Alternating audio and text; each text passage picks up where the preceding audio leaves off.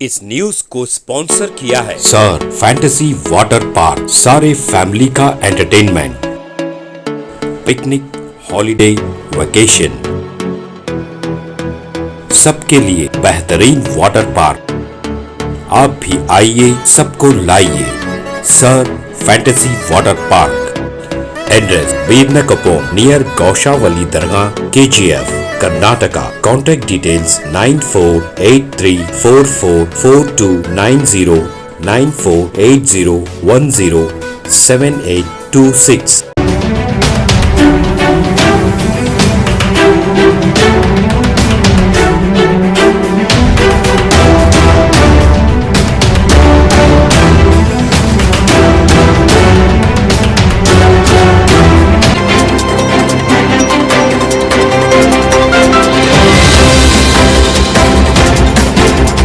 Karnataka Gulbarga urban development authority के ex chairman doctor Asgar Chulbul ने अपने सहाफती बयान में कांग्रेस पार्टी के उम्मीदवार राधा कृष्णा दोड्डमनी को वोट देकर जितवाने की बात कही। डॉक्टर असगर चुलबुल ने मजीद कहा कि जिस तरह से प्राइम मिनिस्टर नरेंद्र मोदी अपने इलेक्शन के जलसों में खुलकर मुसलमानों को टारगेट कर रहे हैं, अगर इस मर्तबा मुसलमान मुत्तहिद होकर अपने इख्तिलाफात को भुलाकर एक होकर बीजेपी के खिलाफ वोट नहीं करेंगे तो मुसलमानों का रिजर्वेशन छिन जाएगा और बहुत से तकलीफों का सामना करना पड़ेगा। डॉक्टर असगर चुलबुल ने तमाम कर्नाटका और खास कर गुलबर्गा की आवाम से गुजारिश की है कि 7 अप्रैल को ज्यादा से ज्यादा पोलिंग करते हुए कांग्रेस पार्टी के उम्मीदवार राधा कृष्णा दोड्डमनी को कामयाब बनाएं। Bureau report, Atraf TV Urdu news.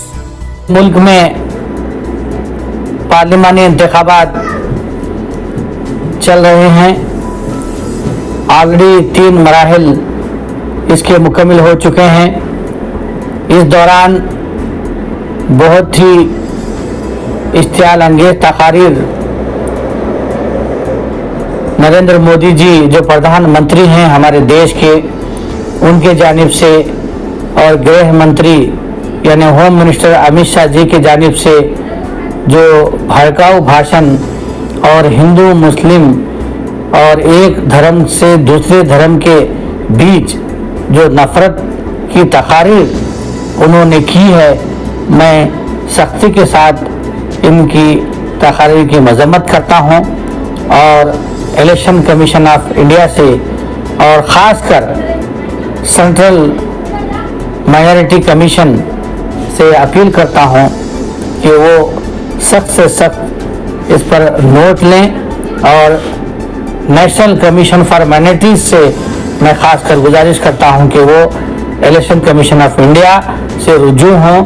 और सुप्रीम कोर्ट में इस नमूने की जो तकारीर की गई हैं और ऑलरेडी सुप्रीम कोर्ट ने हेट स्पीच के दौरान एक रूलिंग भी दी है, इसका क्लियर उन्होंने इसका वायलेशन किया है, उसको मद्देनजर रखते हुए सुप्रीम कोर्ट में भी एक रिट पिटीशन दाखिल करें। नरेंद्र मोदी जी जो हमारे देश के प्रधानमंत्री हैं, उन्होंने अपनी कुर्सी का तक भी ख्याल नहीं किया। पूरे वर्ल्ड में जो प्रधानमंत्री की जो चेयर है उसको बड़ी इज्जत से देखा जाता है। आज उस चेयर की उन्होंने कोई इज्जत नहीं रखी, उस इज्जत की उन्होंने धज्जियां उड़ाई हैं। जिस तरीके से राजस्थान में उन्होंने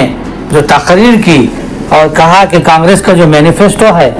उसमें मुस्लिम लीग का मैनिफेस्टो नज़र आ रहा है और उन्होंने आगे चलकर ये भी कहा कि हिंदुस्तान के जो तमाम जो मुसलमान हैं ये घुसपैठिए हैं,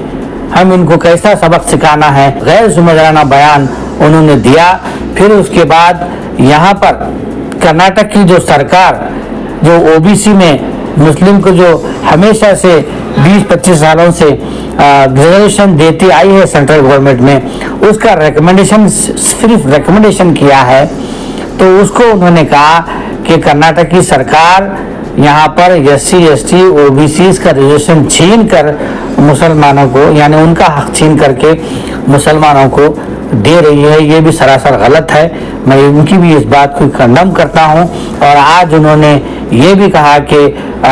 लव जिहाद और वो जिहाद हम सुनते थे, आज वोटर जिहाद के नाम पर यहाँ पर हिंदुस्तान में कांग्रेस पार्टी, इंडिया अलायंस और मुसलमानों की जानिब से काम चल रहा है, ये भी बेबुनियाद इल्ज़ामात उन्होंने लगाए हैं। इसकी भी मैं मजम्मत करता हूँ। इस नमूने की भाषा एक प्रधानमंत्री को देना शोभा नहीं देता। पूरा एक निचले दर्जे की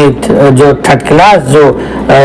स्पीच है वो यहाँ पर उन्होंने दी है, जिससे जाहिर होता है कि इनके दिल में और जहन में क्या साजिश मुसलमानों के खिलाफ पनप रही है। तो मैं चाहूँगा ना सिर्फ नेशनल कमीशन फॉर माइनॉरिटीज़ बल्कि जो स्टेट की जो माइनॉरिटी कमीशन है वो भी एक नोटिस वहाँ पर नरेंद्र मोदी जी को इशू करे और साथ ही साथ इलेक्शन कमीशन से भी वो कंप्लेन करें। और यहाँ पर जो आप देख रहे हैं कि पूरे हिंदुस्तान में आज पूरे जो सेकुलर जमातें हैं, जो पार्टीज़ हैं, रीजनल पार्टीज़ हैं, सब मिलकर के आज जो 10 साल जो कारकर्दगी है नरेंद्र मोदी की, जो बीजेपी की जो सरकार है, किस तरीके से आवाम मुखालिफ पॉलिसियों को लेकर के और जो खास करके अक़लियतों के साथ उन्होंने जो अमेंडमेंट्स लाए और जिस तरीके से उनको सताने के जो कामें किए हैं, चाहे वो मॉब लिंचिंग हो, बाबरी मस्जिद का केस हो, जो NRC हो, CAA हो, ये सारी चीज़ें जो बिल्कुल मुसलमानों को पूरे मुल्क में आइसोलेट करने की उन्होंने कोशिश की है 10 सालों में। और आगे चलकर भी इन्होंने अपना जो इरादा था, इनकी जो साजिशें थी, इनका जो एजेंडा था, आज नरेंद्र मोदी जी ने, अमित शाह जी ने ये इलेक्शन की तकारीर में उन्होंने जाहिर किया है। तो लिहाजा मैं तमाम जो हिंदुस्तान के जो सेकुलर माइंडेड लोग हैं और जो दस्तूर पर यकीन रखते हैं, संविधान पर, कॉन्स्टिट्यूशन पर जो यकीन रखते हैं, उनसे और ख़ासकर अक़लियतों से, मुसलमानों से मैं अपील करता हूँ कि 7 तारीख के दिन यहाँ पर कर्नाटक में और गुलबर्गे में भी यहाँ पोलिंग हो रही है। ना सिर्फ आप अपने वोट की फ़िक्र करें बल्कि अपने ख़ानदान में कौन वोट नहीं डाला, कौन बाहर चला गया है और कहाँ घर शिफ्ट होकर गए हैं, उनको ढूंढ कर आप यहाँ पर वोट जो है ना डालने की 100% वोट डालने की आप कोशिश करें, ताकि ये इनकी जो अज़ाइम हैं, इनका जो आने वाले जो हालात हैं, जो जिस तरीके से ये बतला रहे हैं, इनको रोका जा सके। और ये इलेक्शन बहुत ही अहम इलेक्शन है, जैसा कि हमारे जो दानिशवरान हैं, उलमा इकराम हैं, हमारे जो सरपरस्त हैं, उनके जानिब से भी ये कहा जा रहा है कि ये बहुत इलेक्शन अहम है, इस पर वोट हम देना बहुत ज़रूरी और लाजमी है।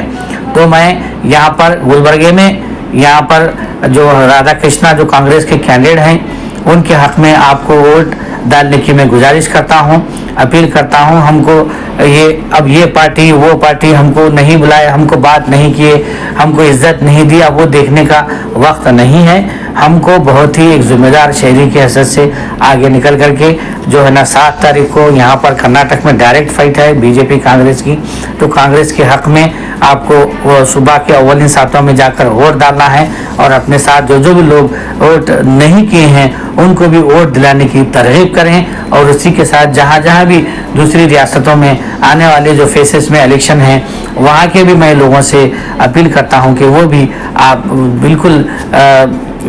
कोशिश करते हुए आगे बढ़ करके तमाम रियासतों में इंडिया अलायंस जो गठबंधन बना है, जो सभी तमाम सेकुलर पार्टियां एक प्लेटफॉर्म पर आई हैं, बीजेपी को शिकस्त देने के लिए बहुत ही अच्छा सुनहरा मौका है। फिर यह मौका कभी नहीं मिलेगा। अगर हमने इस मर्तबा बीजेपी को शिकस्त नहीं दी तो याद रखिए हम फिर कभी भी हम बीजेपी को शिकस्त नहीं दे सकते। तो लिहाजा यहाँ पर गुलबर्गे से हम यहाँ पर कांग्रेस पार्टी को यानी राधा कृष्णन जी को वोट दे करके उन तमाम जो तकारीर जो इश्तियाल अंगेज़ और मुसलमानों के ख़िलाफ़ उन्होंने जो बयानात दिए हैं, उसका हम मुँहतोड़ जवाब यहाँ पर 7 तारीख के दिन कांग्रेस के निशान पर, हाथ के निशान पर 2 नंबर पर बटन दबा करके हम इसको इनका भरपूर मुँहतोड़ जवाब दे सकते हैं।